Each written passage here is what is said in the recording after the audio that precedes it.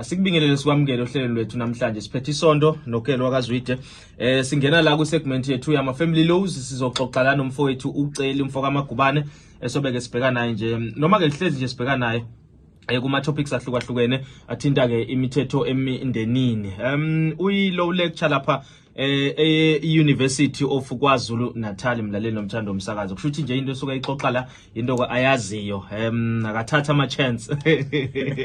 Akathatha ama chance kanjani. So mfethu angithatha ithuba ngikubingelele ngokwamukela emsakazweni and I'm happy ukuthi namhlanje uthethe ithuba wathatha isikhathi sakho wathi ngiya drive ngemsakazweni quiz namhlanje ngifuna siyoxoxa live nozwidi. Kunjani mfethu? Ngibingelele Zwide, ngibingelele emakhaya abalaleli.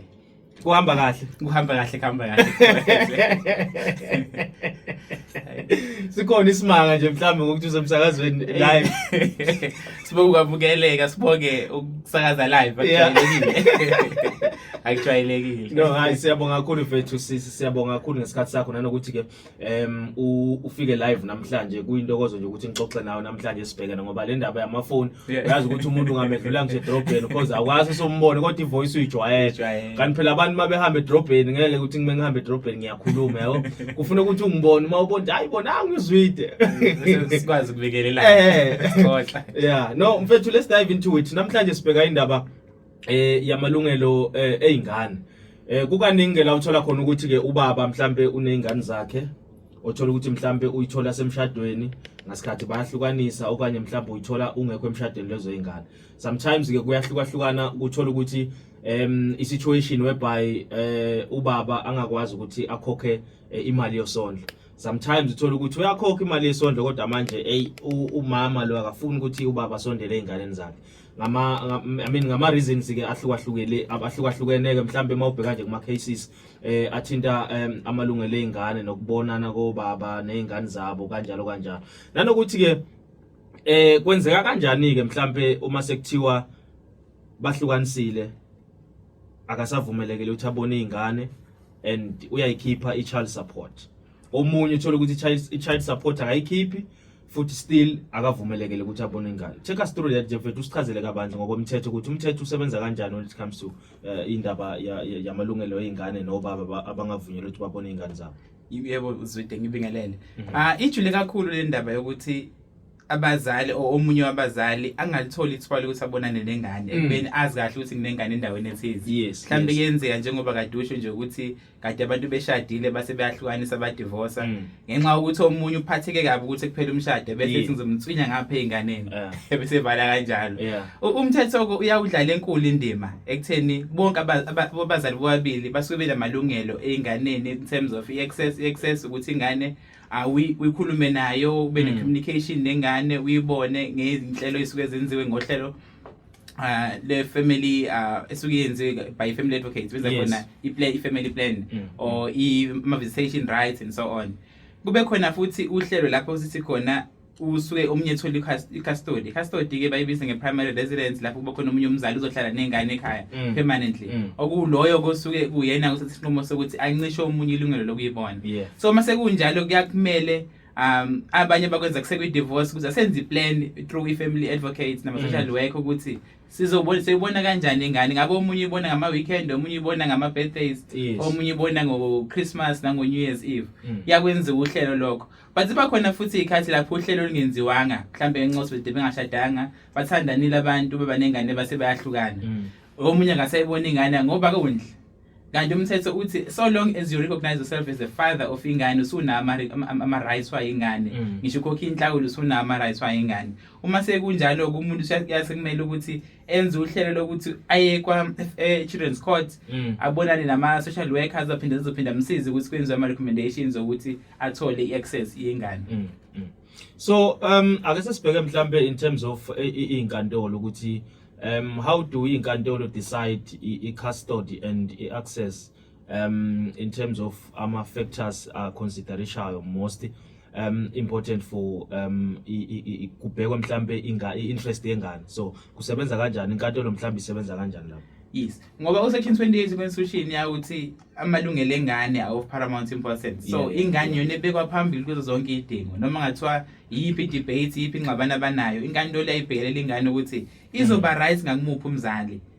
ngabe mhlambe ubaba bengayinakekela kangcono ngoba una ama resources unalo uthando unayo isupport eniyakwazi ukukhombisa enkantolo ukuthi ingane mayingakuyeni ngaphatheka kahle yes akusekho manje ukuthi ngoba nakho umama uyena onemfudumalo sekumele ingane inikeze umama kuningi inkantolo ibheka ama resources ukuthi akhona yini impatho ikhona yini iplan in place ukuthi ingane izifunde kahle mhlambe isole nokukhula kangcono ezikoleni ezingcono imuphi umzali ongakwazi ukuthi ayinakekele kahle bese kube yilo othola inike i-custody or i-primary residence bese kuthi omunye ke bese nikezwa yina ama visitation rights or i-access.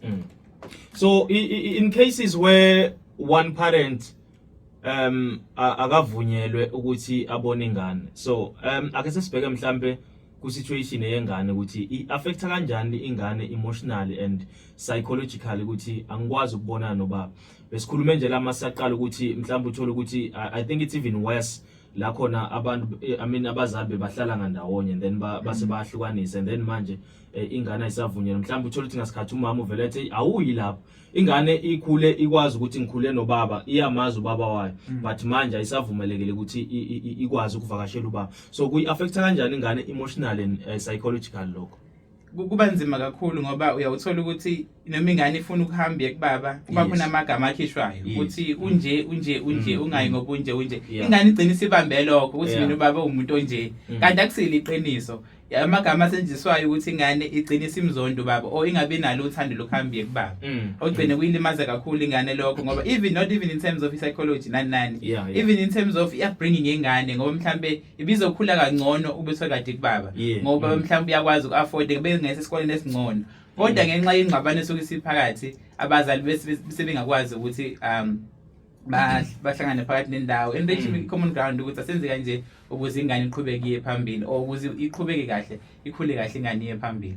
So okay qhubeka so kuba khona ama challenges psychologically ngoba kade ushiwe khona amanye nawo khona emthethweni ngoba mhlawumbe even i-maintenance nobaba naye ngoba mhlawumbe ingane ngasayibona omunye ahoshife ngabe sayondla ingane or mhlawumbe ehlise ke manje indlela ondla ngayo kade ingane ikhokhela mhlawumbe esikoleni esiright kodwa ngoba sengisayibona ngisanikezwa sengizokhipha 1000 ngenyanga kuhanje ke enkantolo approve ukuthi I can only be able to afford 1000 rand per month now senza ngoba sekukhona ingxabano esiphakathi kwendawo akusezwana.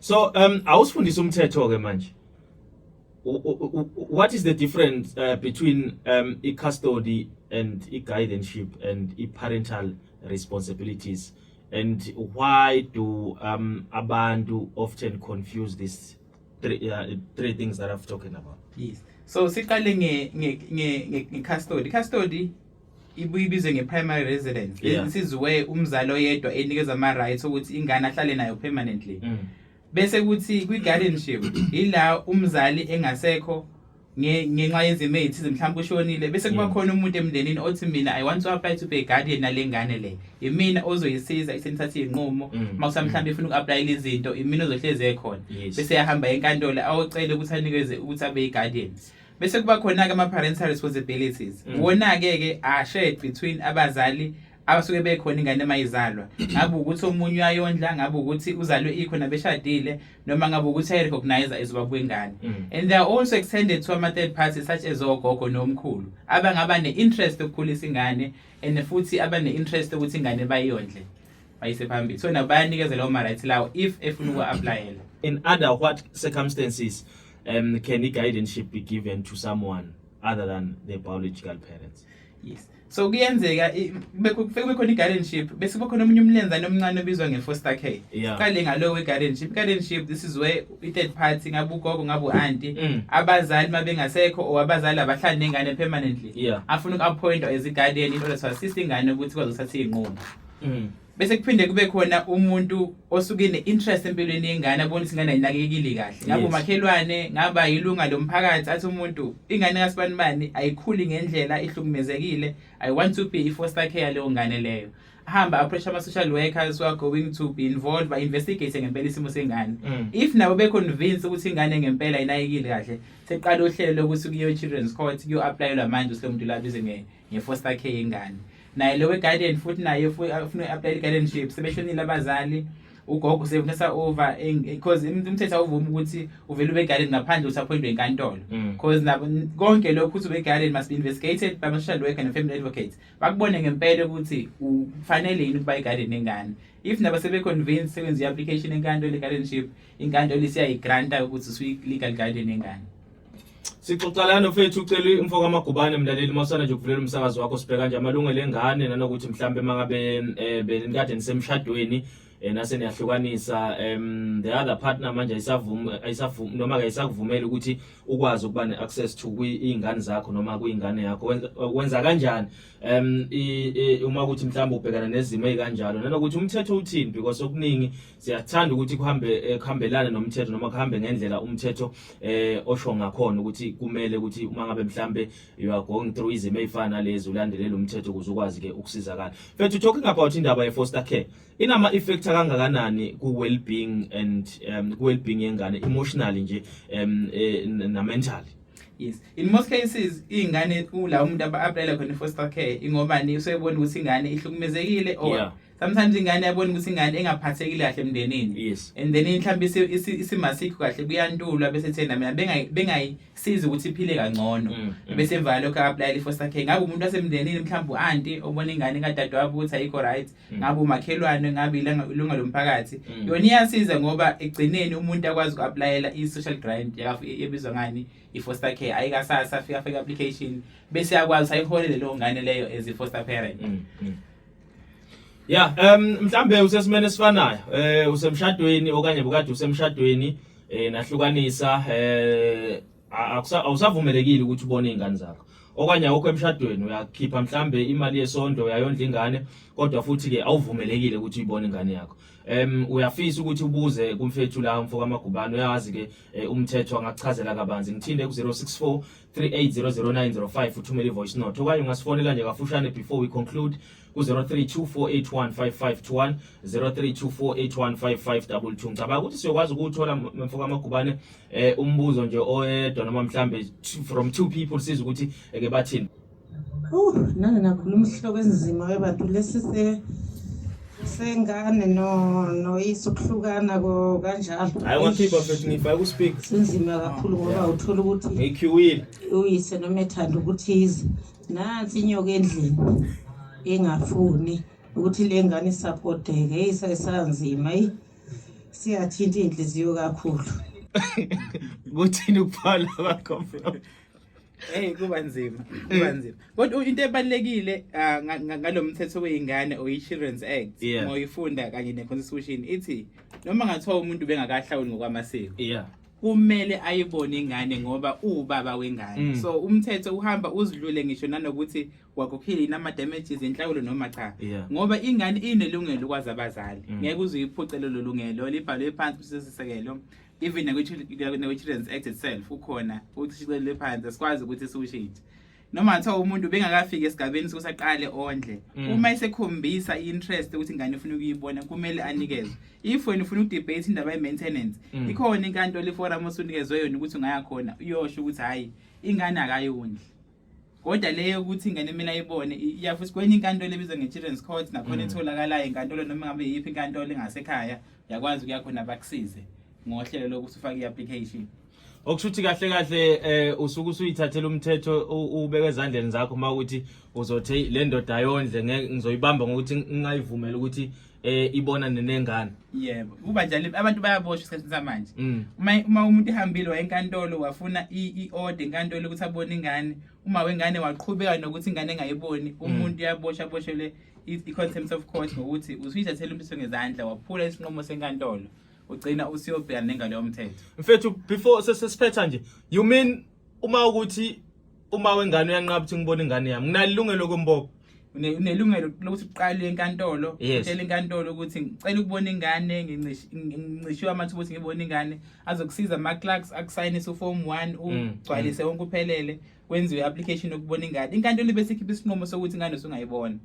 Wena usuyahamba ke manje usiyangima wengane uthi inkantolo isinikezile isinqumo ukuthi ngibone ingane ngicela uyilethe ngeweekend uma enqaba nje usuyagijima emaphoyiseni usiyofaka icala lokuthi sephula umandela wenkantolo i-court order.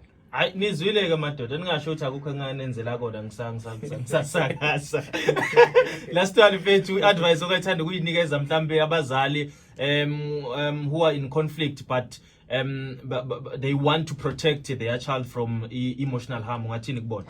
kulula nje mfokazi wethu ukuthi njengamanje kumele sifike esigabeni la sibona khona ukubaleka ukuthi ingane ikhuliswa abazali bekhona bobabili. Uma ngaba sefike lesivumelano leso asihambe siye enkantolo sicela ama-clerk asisize ukuthi sibe nesivumelwano esibhalwe phansi ukuthi ingane siyibona kanjani nini ama-weekend, ama-birthdays, ngabe uChristmas, ngabe uNew Year. Kodwa ekugcineni ingane inelungelo lokubazi bobabili abazali. Nangaphandle kwalokho abazali banelungelo bobabili bokuthi ingane bayondle nokuthi bahlale nayo nokuthi futhi baphilisane nengane.